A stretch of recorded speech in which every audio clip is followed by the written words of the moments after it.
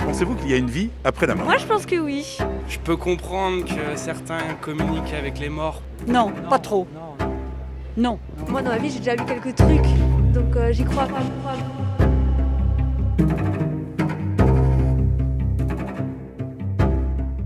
Lorsqu'on l'on perd un proche, on peut se demander, a-t-il disparu pour toujours? Ou est-il quelque part dans une autre réalité, une autre dimension? Si c'est le cas, puis-je communiquer avec lui? Ces questions sont celles que se pose l'humanité depuis l'aube de son existence. Aujourd'hui, elles nous habitent encore, mais peut-on seulement y répondre? Beaucoup de cultures à travers le monde croyaient véritablement que la mort n'était qu'un passage et qu'il était également possible de communiquer avec les défunts. Ces pratiques, présentes depuis les débuts de l'humanité, n'ont pas disparu. De nos jours, elles ont un regain d'intérêt. Les médiums, les voyants et les pratiques spirites ne cessent de se développer. Et de très nombreux ouvrages sont écrits autour de cette question. Pourtant, les religions monothéistes proscrivent ces pratiques considérées comme dangereuses pour l'homme et interdites par Dieu. Comment s'y retrouver? La foi chrétienne a sur ces questions ses propres réponses, qui peuvent changer notre rapport à la mort, à nos défunts et de fait, à la vie. Elle prétend nous éclairer sur la question de la survie des défunts après la mort et du lieu où ils demeurent. Pourquoi la foi chrétienne contredit-elle les spiritualités qui proposent d'entrer en contact avec les défunts? Tentons de répondre à cette question universelle. Peut-on communiquer avec les morts? On ouvre des portes. On ne sait pas comment les refermer. On ne sait pas qui s'engouffre. C'est dangereux.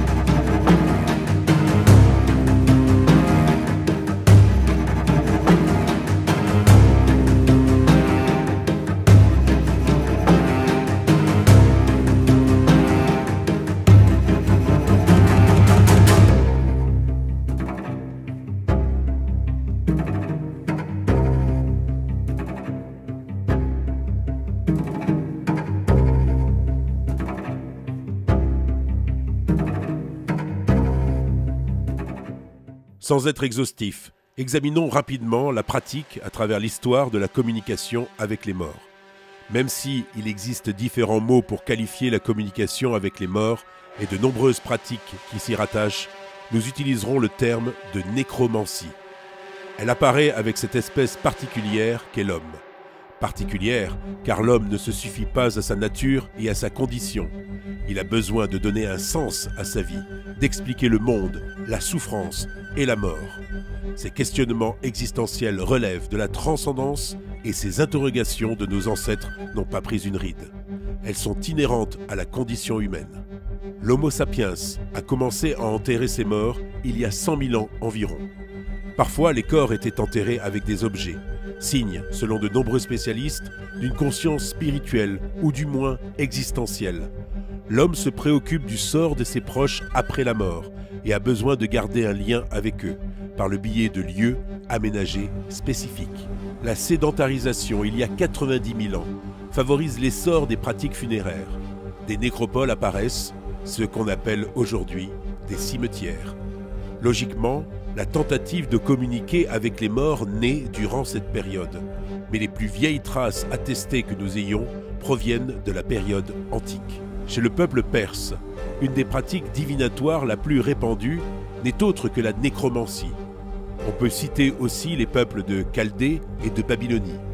Un exemple plus emblématique nous vient du livre de l'Odyssée, où Ulysse, voyageant dans l'Hadès, le fameux monde souterrain, invoque des morts en utilisant des formules magiques. Le peuple hébreu n'est pas étranger à ces pratiques. En effet, Israël s'est implanté sur les terres cananéennes où se pratiquait abondamment la nécromancie. Néanmoins, avec l'avènement du judaïsme, puis, dans la continuité du christianisme, ces pratiques se sont amplement réduites, sans pour autant disparaître. Plus tard, avec le déclin du christianisme en Occident à partir du XVIIIe siècle et des Lumières, malgré l'essor du rationalisme scientifique, les pratiques païennes et antiques de la divination et surtout de la nécromancie ont proliféré. À titre d'exemple, le déploiement du spiritisme en 1857, suscité par sa figure emblématique qu'est Allan Kardec. Ce mouvement regroupe 500 000 adeptes en France sous Napoléon III et se répand dans le monde entier, notamment en Amérique latine. De grandes figures se laissent tenter par ces pratiques, notamment Victor Hugo. De 1853 à 1855, il se livre lors de son exil à des séances de spiritisme quasi quotidiennes. Tout part de la perte de sa fille Léopoldine, dont il ne se remettra jamais. Il a l'espoir d'entrer en contact avec elle. Il dira à ce sujet « Pourquoi nier l'évidence ? Oui, il est naturel que les esprits existent. » Encore aujourd'hui, les ramifications de ces pratiques se prolongent, sous des formes diverses et variées. Les rayons liés à l'ésotérisme et à l'occultisme font un carton dans les grandes surfaces. Les pratiques se répandent et ne cessent de croître.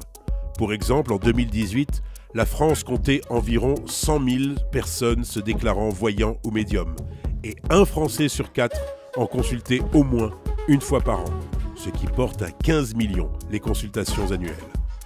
Le phénomène est donc loin d'être minoritaire, et malgré les avancées scientifiques, on observe une recrudescence des pratiques spirites. Pensez-vous que l'on puisse communiquer avec ceux qui nous proches ou les autres qui sont morts? Oui, monsieur. Et je l'ai déjà fait moi-même. Avec une femme qui s'appelle, son métier, c'est les passeuses d'âmes. Ça existe. Il y a des gens, ici, bas, c'est leur travail. Je crois à la réincarnation. Donc je pense que oui, l'âme ne meurt jamais. C'est juste qu'on fait tomber le corps. Moi je suis chrétien, je suis orthodoxe. Et pour notre religion, il existe la vie après la mort. Au regard de ce paradoxe, que peut bien apporter la foi chrétienne sur cette question épineuse et complexe? La clé pour comprendre le rapport de la foi chrétienne à la nécromancie est à la fois la prudence et le discernement. En effet, Dieu propose un chemin de vie à l'homme et veut l'éloigner des chemins de mort. Comme le dit explicitement ce psaume, « Les préceptes du Seigneur sont droits. Ils réjouissent le cœur. Le commandement du Seigneur est limpide. Il clarifie le regard. » Commençons cet éclairage avec le peuple hébreu, qui chemine dans le désert vers la terre promise, Israël. Au cours de cet épisode, Dieu avertit le peuple juif, lorsqu'il traverse plusieurs contrées, de ne pas s'adonner aux coutumes des nations païennes qu'il rencontre. Parmi ces coutumes, il y a notamment la communication avec les défunts. Dieu dit à ce sujet à Moïse dans le Deutéronome. « Lorsque tu seras entré dans le pays que l'Éternel, ton Dieu, te donne, qu'on ne trouve chez toi personne qui consulte ceux qui évoquent les esprits ou disent la bonne aventure, personne qui interroge les morts, car quiconque fait ces choses est en abomination à l'Éternel. » Plus loin, un autre épisode biblique est saisissant. Le roi Saül, pris d'une grande angoisse du fait d'un conflit militaire, fait appel à une nécromancienne, malgré l'interdit divin promulgué par Moïse. De fait, un contact s'opère avec un ancien prophète décédé, Samuel, mais les répercussions pour le roi sont terribles. Ainsi, quels que soient les récits, l'idée qui en premier lieu semblait judicieuse s'achève dans des conséquences toujours néfastes et dangereuses. À propos de prophètes décédés, un passage du Nouveau Testament semble contradictoire avec l'interdiction divine des nécromancies. En effet, lors de la transfiguration, le Christ apparaît avec Moïse et Élie, 2 prophètes anciens décédés depuis des siècles. En voilà le récit tel que le raconte Luc dans son évangile. Environ 8 jours après avoir dit ces paroles, Jésus prit avec lui Pierre, Jean et Jacques, et il monta sur la montagne pour prier. Pendant qu'il priait, l'aspect de son visage changea et son vêtement devint d'une blancheur éclatante. Et voici que 2 hommes s'entretenaient avec lui, c'étaient Moïse et Élie, apparaissant dans la gloire. Ils parlaient de son prochain départ qui allait s'accomplir à Jérusalem. Texte étonnant, car Élie et Moïse sont morts depuis très longtemps, et Dieu interdit tout contact avec les morts. Or, dans ce passage, il fait rentrer en contact des morts et des vivants. Ce texte nous apprend plusieurs choses. La première est que par l'action de la grâce divine, Dieu peut faire apparaître des personnes décédées. Ici, visiblement, il s'agit de personnes saintes, car recouvertes de la gloire de Dieu, qui sont donc vivantes et au paradis. La deuxième, c'est que ces prophètes apparaissent non par l'effet des demandes des apôtres Pierre, Jean et Jacques, mais à l'initiative de Dieu. Cette rencontre céleste n'est pas provoquée par les hommes. Enfin, troisième point, cette rencontre est brève, et à aucun moment, Jésus n'invite à prolonger ses échanges avec Moïse et Élie. Ainsi, il est possible que parfois, malgré nous, des contacts, qui sont davantage des signes, avec des défunts ou des personnes décédées s'opèrent. Le plus souvent, ces contacts s'opèrent à travers des rêves ou dans la prière, parfois aussi dans des circonstances extraordinaires. Mais l'histoire biblique montre que ces échanges sont salutaires lorsqu'ils ne sont pas provoqués et recherchés et qu'ils demeurent à l'initiative de Dieu. Notons également que tout contact doit faire l'objet d'un discernement, comme le rappelle l'apôtre Jean, qui donne même un critère.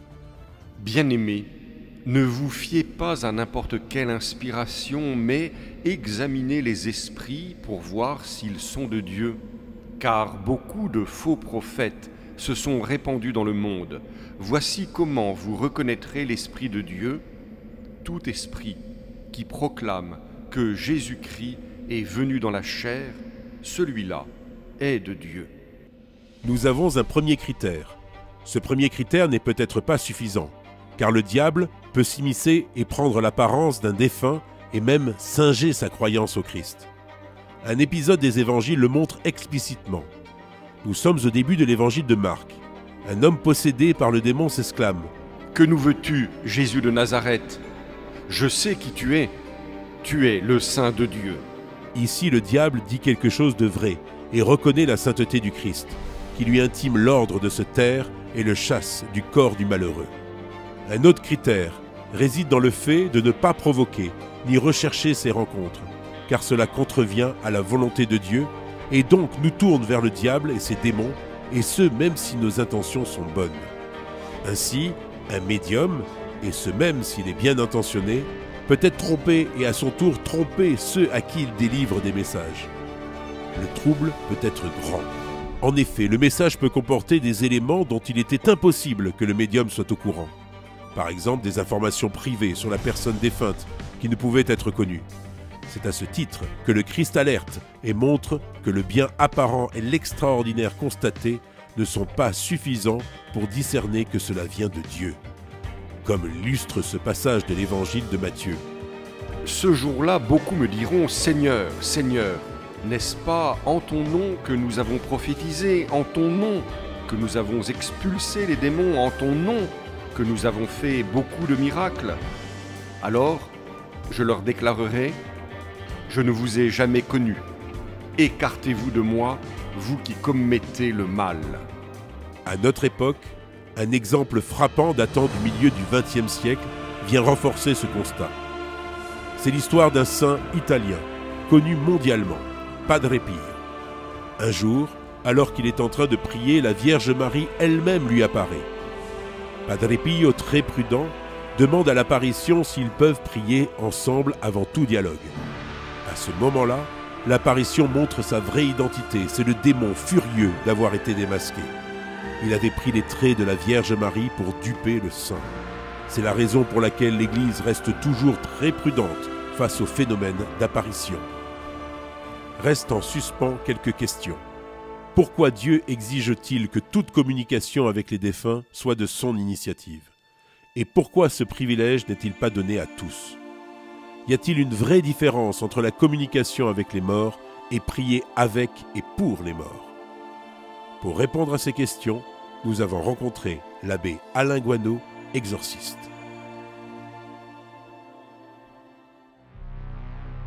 L'Église dit qu'il faut être prudent, parce que de l'autre côté du miroir, il n'y a pas que des gens très fréquentables. Et ça, c'est le spiritisme alors? Et ça, c'est le spiritisme qui est en fait du pipeau, parce que on prend, je sais pas moi, le guéridon de tante Adélaïde, et puis on essaie de faire tourner ça pour rentrer en communication avec les défunts, mais ce ne sont pas les défunts qui répondent. Alors qui répond? Parce que dans votre expérience d'éléments. Qui, parce que c'est le père du mensonge, hein, donc ils prennent l'aspect des défunts pour nous parler, et donc non seulement c'est dangereux parce que là on a ouvert des portes et après on ne sait plus comment les refermer, et ça peut faire un effet boomerang même, si vous voulez, des années après. Les 3/4 des gens qui viennent tourmentés par ce qu'ils appellent des entités ou des esprits ont fait ces imprudences. Disons que ce ne sont pas ce que j'appelle le grand à plume qui va répondre dans une séance de spiritisme, mais les petits sous-fifres là, les petits démons de derniers étages. Et d'ailleurs, ils disent pas en général grand-chose, ils donnent quelques indications comme ça. Et puis évidemment, il y a toute une ambiance qui permet de fantasmer. Et si on fait ça à dos et tout, ça peut même, indépendamment des effets boomerang, psychiquement avoir des effets un peu graves. Si on a vécu une expérience de ce type, à part, si vous voulez, l'émotion que cela peut représenter au départ, jamais une âme du purgatoire ne fera peur. Si la présence fait peur, ce n'est pas volonté de Dieu. Dieu n'interdit pas que nous rentrions en contact avec les morts. Il ne veut pas que nous communiquions autrement que par la prière. Donc dans la prière, en particulier à l'Eucharistie, Dieu nous invite, depuis toujours, l'Église nous a toujours invités à prier et à rentrer en communion. En communion. C'est plus qu'en communication, en communion avec les morts. Rentrer en communion avec ceux qui sont en Dieu, c'est autre chose que de rentrer en communication humaine pour se rassurer, parce que, et ça peut être légitime, si vous voulez. Ça peut être légitime parce que l'on vient de perdre quelqu'un de très proche et on veut continuer d'avoir une communication humaine. Mais ce n'est pas juste. Parce que ce n'est pas une communion. On ne peut rentrer en communication avec nos défunts que dans cette communion qui est celle du corps mystique, du corps de l'Église, Église du ciel, Église de la terre, qui est unie par des relations mystérieuses et sympathiques. Légitimement, on a parfois envie de continuer la relation que l'on avait avec la grand-mère, avec ses enfants, c'est bon, bien. Et ça peut bien sûr se comprendre, mais c'est dangereux. Il ne faut pas jouer avec ça. Parce que, comme je vous l'ai dit, on ouvre des portes. On ne sait pas comment les refermer. On ne sait pas qui s'engouffre à travers ces ouvertures que imprudemment on a laissées ouvertes. C'est dangereux. Dieu peut exceptionnellement donner l'autorisation à quelques âmes de venir nous dire t'inquiète pas, je suis bien, et tu verras que quand tu devras faire ton passage, ta Pâque, tu te laisseras tranquillement, gentiment, sereinement glisser dans la lumière.